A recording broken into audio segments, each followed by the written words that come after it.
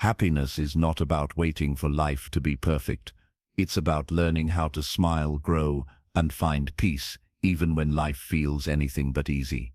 In a world full of stress, uncertainty, and unexpected challenges, staying happy can feel like a distant dream. But the truth is, happiness isn't something that happens to you, it's something you can create. Every single day, no matter your circumstances, this book is your guide to doing exactly that. You'll discover practical strategies, powerful mindset shifts, and simple daily habits that will help you hold on to joy through both sunshine and storms. Whether you're going through a tough season or simply want to live each day with more peace and gratitude, this journey will give you the tools to rise above negativity, strengthen your emotional resilience, and find light even in your darkest moments. So take a deep breath, open your mind, and let's explore how you can stay happy, not someday, but today, and every day after. Chapter 1, The Foundation of Daily Happiness, Why Joy Starts Before the Struggle Begins. Most people believe that happiness comes after life gives them what they want, after they get the promotion, after they find the right partner, after they reach the perfect weight, or after that problem they've been worrying about is finally gone. But here's the truth. If you wait for happiness to arrive after everything is perfect, you might wait forever. Life has a way of always presenting another challenge, another task, another just one more thing before you can feel satisfied. Happiness is not a destination, it's a foundation. Think of it like building a house. If the foundation is strong, the walls and roof can weather almost any storm. But if the foundation is cracked and unstable, even the most beautiful house will eventually fall apart. Your emotional state works the same way. The myth of "I'll be happy when," we've all played this mental game before. I'll be happy when I earn more money. I'll be happy when I'm in a better relationship. I'll be happy when I move to a new place. The problem is, this kind of thinking delays happiness. You're constantly telling your brain that you can't experience joy right now, and the longer you delay, the more your brain learns to postpone joy automatically. The happiest people aren't those who have perfect lives. They're the ones who decide to practice happiness, even when life isn't perfect. Happiness is a skill, not a mood. Here's a mindset shift that can change everything. Happiness is a skill you can develop, not just a feeling that comes and goes. Like learning to play an instrument or cook a new dish, the more you practice it, the better you get. Daily habits, like starting your morning with gratitude, choosing uplifting company, or reframing challenges, train your brain to default to a happier state. Over time, this becomes second nature. This is why you need to lay the foundation before the storms of life hit. If you wait until you're in the middle of chaos to start learning happiness, it's like trying to build a boat in the middle of the ocean during a storm. It's possible, but it's much harder. Practical steps to build your happiness foundation. Gratitude anchoring. List 3 things you're grateful for each morning. They can be as small as the smell of coffee or the sound of rain. This daily ritual literally rewires your brain to notice more positives. Micro moments of joy. Don't wait for a big vacation to feel good. Create mini joys. A favorite song, a stretch break, or a small celebration after finishing a task. Control the controllables. Stop giving mental energy to what you cannot control. Instead, focus your attention on the actions you can take right now. Why this matters when life gets hard. When you have a happiness foundation in place, you're not as easily shaken by hardship. You won't ignore your problems, but you'll face them with a stronger emotional core. It's like carrying an umbrella on a cloudy day. You might still get caught in the rain, but you're prepared, and the storm doesn't feel as overwhelming. The storms of life will still come, but with the right foundation, you'll have roots deep enough to hold you steady and a mindset strong enough to keep you from breaking. Key takeaway: happiness doesn't come after you fix your life. It's what helps you navigate your life. And the earlier you start building it, the more resilient you'll be when the hard times inevitably arrive. Chapter 2, Mastering Your Morning Mindset. Set the tone, win the day. Mornings are powerful, not just because they mark the start of your day, but because they quietly set the emotional tone for everything that follows. Think of your mind like a snowball at the top of a hill. The direction it rolls in during the first hour after you wake up determines how it will gather momentum. Start the day in frustration, anxiety, or distraction, and that emotional snowball grows heavier with negativity as the hours pass. But start with focus, gratitude, and intention, and you'll be surprised at how much smoother even the toughest days can feel. This isn't about being a morning person, it's about choosing your mental weather before the world chooses it for you. The science behind morning mood. Studies in neuroscience show that the brain is in a more suggestible state during the first 30. This is partly due to lower levels of cortisol before the day's stressors hit, and partly because your mind is transitioning from the theta brainwave state, the same creative, receptive state we enter during meditation. That means what you focus on in those early moments doesn't just affect the next hour, it can set the emotional baseline for your entire day. If the first thing you consume is bad news or a flood of social media posts, you've already allowed the outside world to dictate your mood. Why default mode is dangerous. Most people start their mornings on autopilot. This reactive mode is the opposite of happiness building. It makes you start the day with other people's priorities in your mind instead of your own. By contrast, starting the day intentionally, even for just 10 minutes, builds what I call emotional momentum. It's like launching your ship in calm waters instead of a storm. The morning mindset framework. Here's a simple structure you can adapt to your lifestyle. It doesn't require waking up at 5 a.m., running a marathon before breakfast, or chanting in a Himalayan cave, unless you're into that. 1. Protect the first 10 minutes. Don't touch your phone, don't read the news. Instead, give your brain a gentle start, deep breaths, a stretch, a glass of water. Protect your mental space before letting the world in. 2. Set a daily intention. Ask yourself, how do I want to feel today? Instead of just setting tasks, set an emotional target. Calm, focused, grateful, joyful. This acts like a compass for your decisions throughout the day. 3. Activate gratitude. Write down 3 things you're thankful for. They can be big or small. Gratitude isn't just a nice habit. It rewires your brain's reticular activating system to notice more positives. 4. Prime your mind with positivity.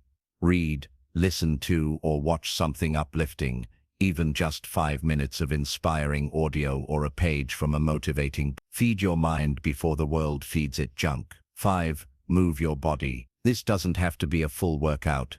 A short walk, light stretching, or dancing to a favorite song works. Movement wakes up both your body and your mood. How this works in hard times. If you're going through a challenging period, the temptation is to start your day by thinking about the problem, but by giving your brain a calm, intentional start, you protect your energy before you face the day's challenges. It's like putting on emotional armor, not to hide from life, but to meet it from a place of strength. Even if everything else in your day goes wrong, you'll have already claimed one small victory.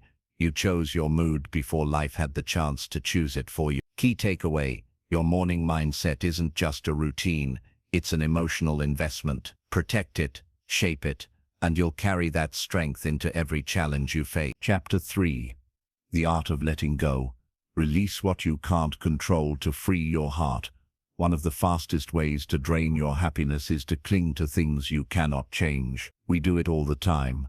Replaying conversations we can't undo, holding grudges that hurt us more than the other person, or worrying about future events that may never happen. It's human nature to want control.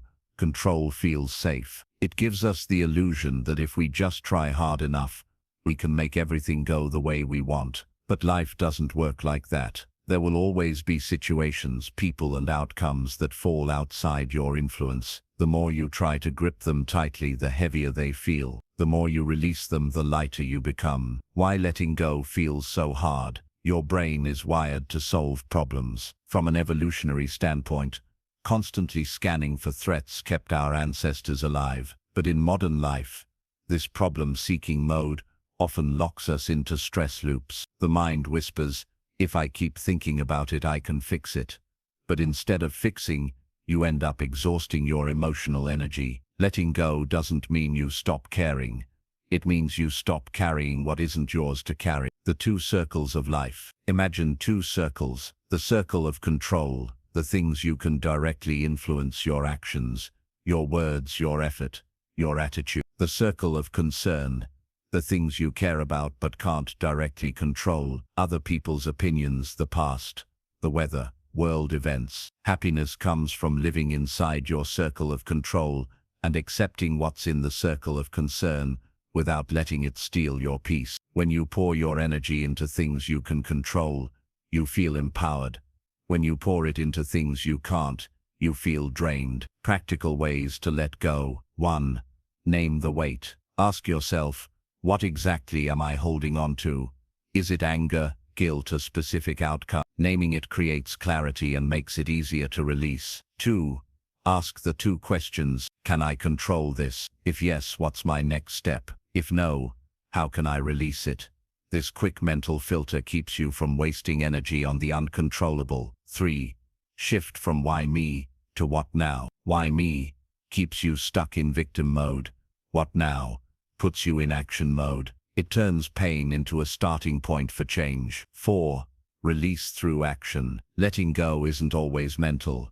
Sometimes it's physical. Write your worries on paper and tear them up. Go for a walk to shake off tension. Call a trusted friend and speak it out. 5. Practice present moment anchoring. Bring your mind back to now. Feel your breath. Notice your surroundings. Engage in something tangible. The present moment is always lighter than the mental weight of the past or the future. The freedom that comes with letting go. When you release what you can't control, you make space for what you can enjoy. You start noticing small joys again. The way sunlight filters through the window, the taste of your morning coffee, the warmth in a friend's laugh. You stop living in constant tension, waiting for life to match your expectations, and start living in peace with life as it is. Key takeaway: letting go isn't losing, it's gaining back the energy and peace you've been giving away to things beyond your reach. When you stop trying to control everything, you start experiencing the happiness that's been right in front of you all along. Chapter 4. Turning problems into power. Transform challenges into growth opportunities. Life will hand you problems. Some small, like a flat tire or a delayed meeting. Some life-altering, like facing illness or watching a relationship fall apart. The difference between those who stay stuck and those who rise isn't that one group avoids problems, it's that they learn how to turn those problems into fuel. A challenge can either break you or build you. It all depends on whether you see it as an obstacle or as an invitation to grow. The mindset shift. From why me to what can this teach me? When something goes wrong, your first reaction might be frustration, fear, or even anger. That's natural, but once the emotions calm, there's a powerful question to ask. What can this teach me? This question instantly shifts your brain from emotional survival mode to problem-solving and growth mode. Instead of getting trapped in the pain, you start extracting value from it. For example, a financial setback might teach you resourcefulness and resilience. A mistake at work might teach you new skills or humility. It doesn't mean you have to like the problem, it means you refuse to waste it. The pressure principle: diamonds are formed under pressure, so are strong people. Pressure reveals what's inside you. When life squeezes you, your habits, mindset and resilience are tested. This is why some people fall apart while others rise stronger. Challenges force you to stretch beyond your comfort zone, and discomfort is where growth lives. Practical steps to turn problems into power. 1. Reframe the story. Instead of saying, "This is happening to me," try, "This is happening for me." You're not ignoring the hardship, you're framing it as a potential turning point. Extract the lesson. Write down, what did this situation teach me about myself, others, or life? This turns pain into information, and information is power. 3. Find the leverage point. Every challenge has a leverage point, one small action that can start turning things around. Example, if you lost a job, the leverage point might be updating your resume and reaching out to one contact today. 4. Use it to build resilience. Treat each problem as training. Ask yourself, if I can handle this, what else could I handle? Over time, you'll see yourself as capable, not fragile. 5. Share the strength. One of the most powerful ways to transform pain is to use your experience to help someone else. Your scars can become someone else's roadmap. Why this matters for happiness. When you see problems as opportunities for growth, they lose some of their power to drain your joy. You no longer feel like life is against you. Instead, you see yourself as an active participant, shaping your own story. You start to realize that even when life is hard, you can still be strong, hopeful, and forward-moving, and that strength is deeply connected to lasting happiness. And once you master that choice, life stops feeling like a series of setbacks and starts feeling like a series of stepping stones. Chapter 5: The Science of Gratitude. Small thanks, big happiness. Gratitude is often talked about like a feel-good cliché, something you say at Thanksgiving or post about on social media. But in reality, gratitude is one of the most powerful tools you can use to boost happiness, improve resilience, and even strengthen your health. It's not just an emotion, it's a skill, and a way of rewiring your brain to focus on what's good instead of what's missing. And here's the surprising truth. Gratitude works best when life is not perfect. Why gratitude works? Your brain has a built-in negativity bias. From an evolutionary perspective, it kept our ancestors alive. Being alert to dangers was more important than pausing to admire the sunset. But in modern life, this bias makes us over-focus on what's wrong, often ignoring what's right. Gratitude interrupts that pattern.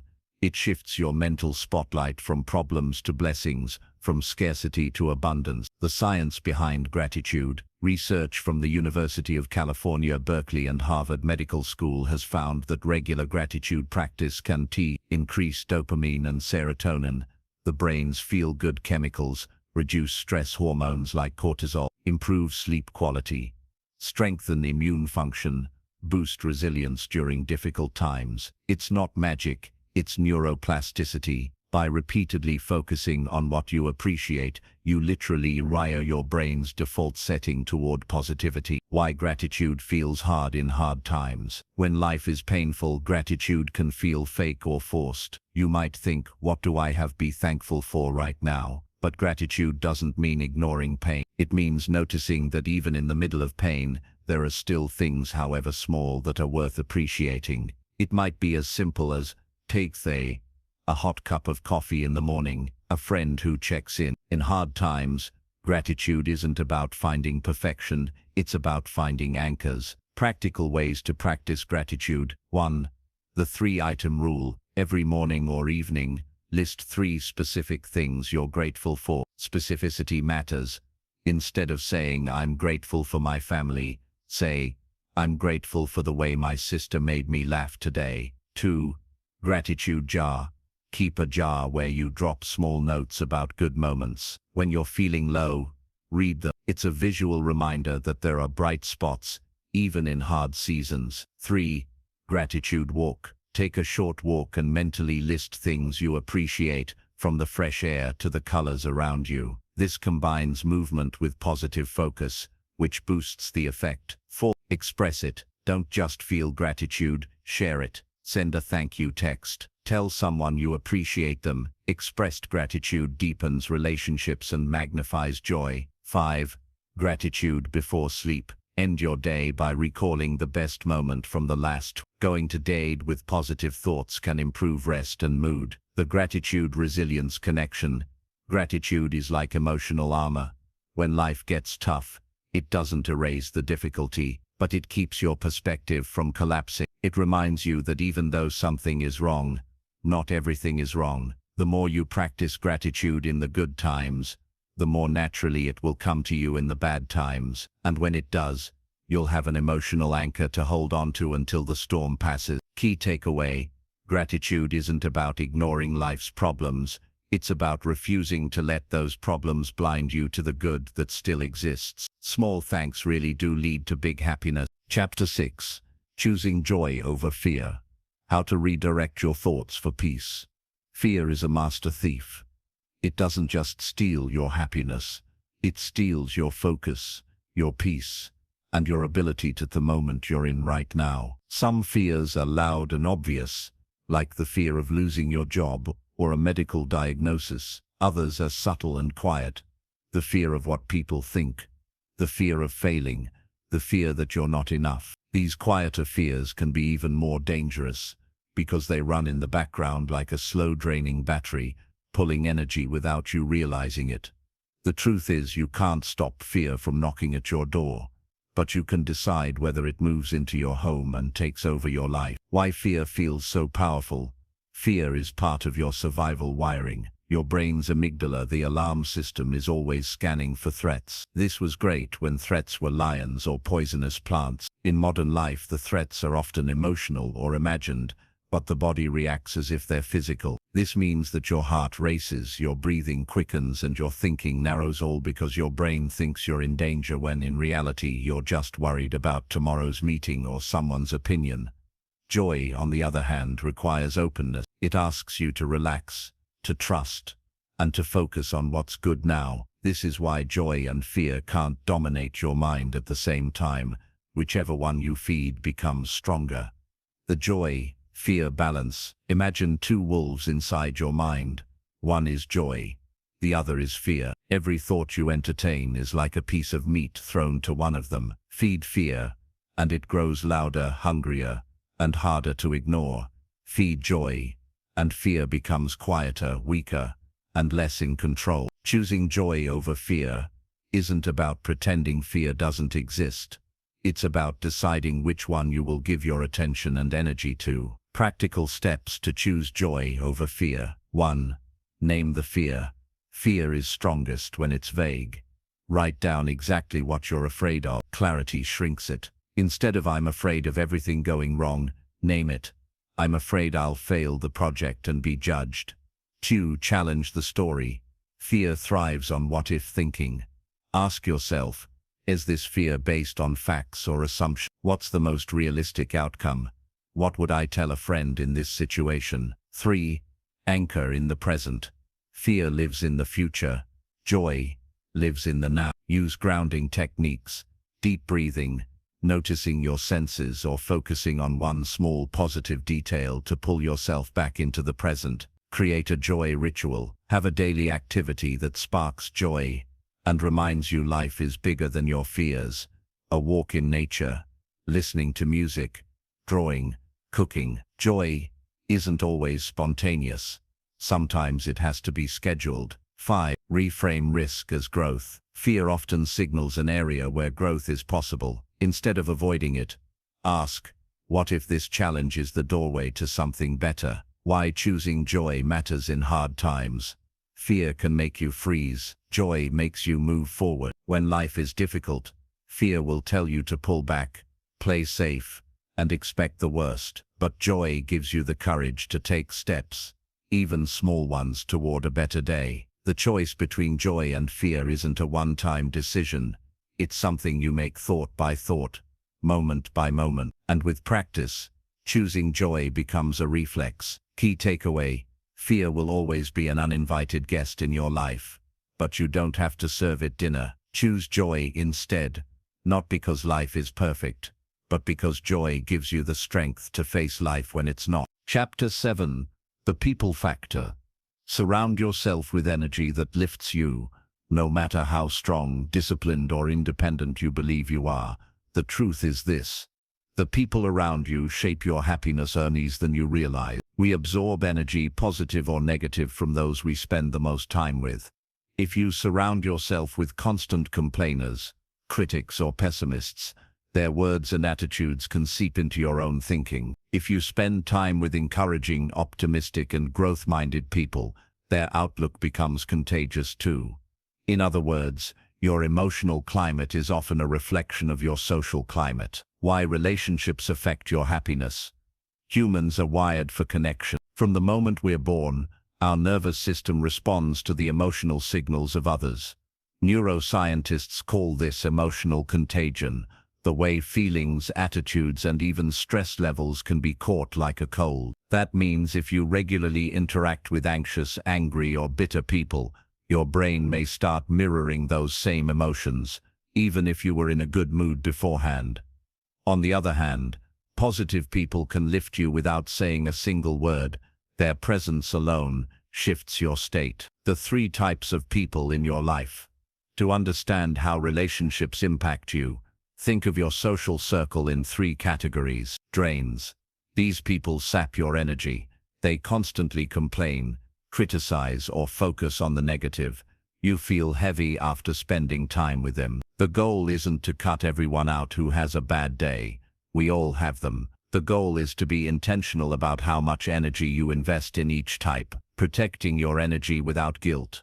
Many people feel guilty about creating boundaries, especially with friends or family. But boundaries aren't walls, they're filters. They let love and connection in while keeping toxicity out. If someone consistently drains you, practice emotional detachment. Care about them without carrying their energy. Practical ways to build uplifting circle. 1.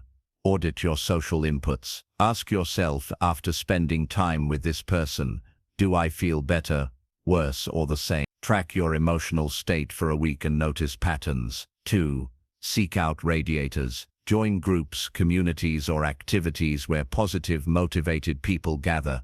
Classes, book clubs, fitness groups, volunteer events. 3. Be the energy you want. Positivity attracts positivity. If you want uplifting people in your life, be a source of encouragement yourself. 4. Use digital boundaries. Your online circle matters too. Unfollow accounts that drain you. Engage with uplifting, educational, or inspiring content instead. 5. Invest in deep connections. Happiness is not about the number of friends you have, but the depth of those friendships. Invest in people who truly care and who make you want to be better. Why this matters in hard times. When life is difficult, your environment can be the difference between sinking and staying afloat. Supportive people remind you of your strengths when you forget them. They help you laugh when life feels heavy and offer perspective when your mind is clouded. Surround yourself with the right energy, and you're not just happier, you're stronger, more resilient, and better equipped to face whatever comes your way. Protect your energy. Seek out those who lift you, and remember, happiness grows in the company of people who believe in it with you. Chapter 8. Happiness Habits That Stick. Practical rituals for lasting joy. Happiness isn't just a mood, it's a practice. It's not something you find once and keep forever. It's something you build, strengthen, and protect daily. Like a muscle. When life gets hard, many people wait for happiness to return, as if it's a guest who will knock on the door again someday. But true joy comes when you actively create moments and patterns that make it easier for happiness to show up, even in tough times. The secret lies in habits. Small, consistent actions can shift your mental and emotional state far more than rare bursts of motivation. When something becomes habitual, your brain uses less energy to do it, meaning positive actions can eventually become automatic. Imagine starting each morning with a few minutes of gratitude. At first it might feel forced, but over time your mind begins to naturally notice things to appreciate. The habit rewires your default setting from stress to thankfulness. This is why happiness habits are so powerful. They train your brain to find joy without you constantly having to try. The happiness habit framework. To make habits stick, they need to be rewarding in the moment. Feel good while doing it, not just afterward. 7 daily happiness habits. 1. The 3 gratitudes. Every morning, write down 3 things you're grateful for, no matter how small. This shifts your focus from scarcity to abundance. Movement minutes. Even 10 minutes of stretching, walking, or dancing boosts mood by releasing endorphins and lowering stress hormones. 3. Mindful moments. Pause at least once a day to notice your surroundings without judgment. Breathe deeply. Feel your feet on the ground. Anchor yourself in the now. 4. 1 act of kindness. Send a thoughtful message, help a colleague, or compliment a stranger. Acts of kindness chase a helper's high that lingers. Joyful input. Feed your mind with uplifting books, podcasts, or music. especially in the first hour after waking. 6. Evening reflection. Before bed, recall one thing that went well today. This trains your mind to close the day with a sense of accomplishment, not worry. Sunlight and fresh air. Nature resets your mood chemistry. Even a few minutes outdoors can lift your spirit. The habit stacking technique. One of the easiest ways to build a lasting happiness habit is to attach it to something you already do daily. After brushing your teeth at night, recall your one good thing from the day. Before starting work, play one uplifting song. The more automatic you make it, the less discipline it requires. Making habits stick in hard times. When life gets overwhelming, even small habits can feel like too much. That's why it's important to shrink the habit, not skip it. Too tired for a 10-minute walk? Take 2 minutes to stretch. Can't think of 3 gratitudes? Write. No energy for journaling? Just speak it out loud. The point is to keep the streak alive, because even tiny doses of joy keep your emotional momentum going. Why this works? When you repeat actions that bring you joy, you're not just making yourself feel good in the moment, you're rewiring your brain to notice the positive, recover faster from setbacks, and stay more emotionally balanced over time. Key takeaway: joy isn't a once-in-a-while gift, it's a daily habit. Build it, repeat it, protect it, and you'll find that even in hard times, happiness knows where to find you. Chapter 9. The Art of Letting Go. Freeing yourself from what you can't control.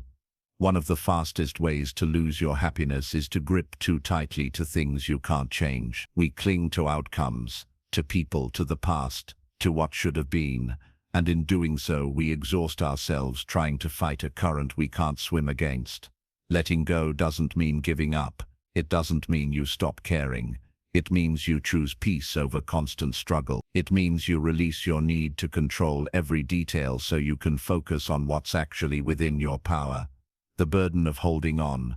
Think about a time you carried a heavy bag for hours. At first you barely noticed the weight, but as time passed your arms ached, your shoulders burned, and every step became harder. That's what emotional holding on feels like. We often carry old grudges that replay in our minds, regret over past decisions, the need for certain people to behave the way we want, fear of uncertainty, the illusion that we can control every outcome. Over time, these weights silently drain our joy. The power of surrender. Surrender is not weakness, it's wisdom. It's the ability to say, I don't control everything, but I can control how I show up. When you stop wrestling with what you can't change, you free up mental and emotional energy to focus on what is possible, your actions, your mindset, your choices. A 3-step process for letting go. Step 1. Identify what's truly yours to control. Write down the thing that's bothering you. Then split it into 2 lists. A. Things I can influence. Things I cannot control. Pour your energy into the first list and practice releasing the second. Step 2. Release with intention. Letting go can be a physical act. Write your worry on paper, then tear it up. Say out loud, this no longer belongs to me. This creates a mental signal to your brain that it's safe to release. Step 3. Redirect your focus. Immediately give your mind something constructive to do. Take a walk. Start a project. Call a friend. Letting go isn't about creating emptiness. It's about filling the space with something better. The myths that keep us stuck. If I let go, it means I've lost. No, it means you've chosen your peace over a battle that was costing you too much. If I stop caring, I'll lose my edge. You can care deeply without trying to control everything. In fact, you'll have more clarity to take smart actions. If I let go, it will never change. Ironically, sometimes the moment you stop forcing change is when it finally happens. Letting go in hard times. During life's most difficult seasons, it's tempting to believe that holding on tightly will keep things together, but often the opposite is true. The tighter you grip, the more tension you create. The moment you release, you make space for relief, perspective, and even unexpected blessings to enter. A gentle reminder, letting go is not always a one-time decision. Sometimes you have to do it daily, even hourly. Some days you'll find yourself picking the weight back up. That's okay. Notice it, set it down again, and keep walking. Key takeaway: you don't have to control everything to be at peace. Letting go is not losing. It's choosing freedom over frustration. It's making room for joy to return. Chapter 10. Conclusion.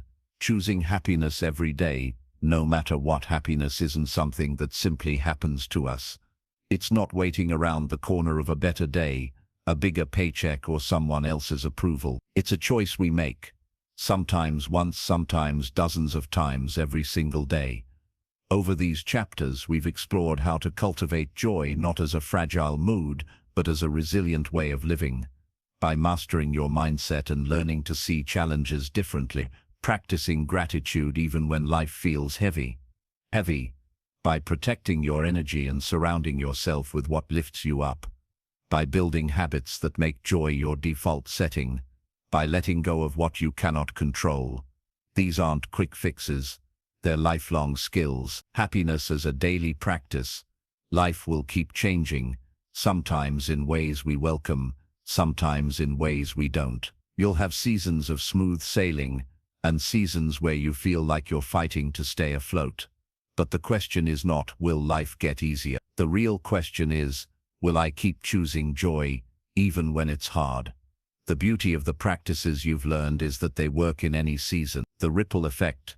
When you choose happiness, when you live with gratitude, kindness, and resilience, you don't just change your own life, you become a light for others. Your presence lifts the room. Your actions remind people that peace and positivity are possible. This is how happiness spreads, not through lectures but through living examples. A final commitment. As you close this book, I invite you to make a quiet commitment to yourself. I will choose happiness every day, in big ways and small. I will notice what's good, release what's heavy, and keep building the life I want to live. You won't get it perfect.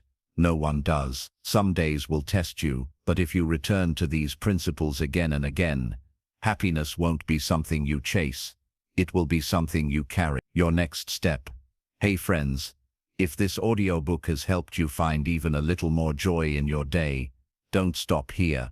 Hit that like button, subscribe for more uplifting content, and share this with someone who needs a reminder that happiness is possible, even in hard times. Remember, every single day is a fresh chance to choose joy. You've got this, and I'll see you in the next one.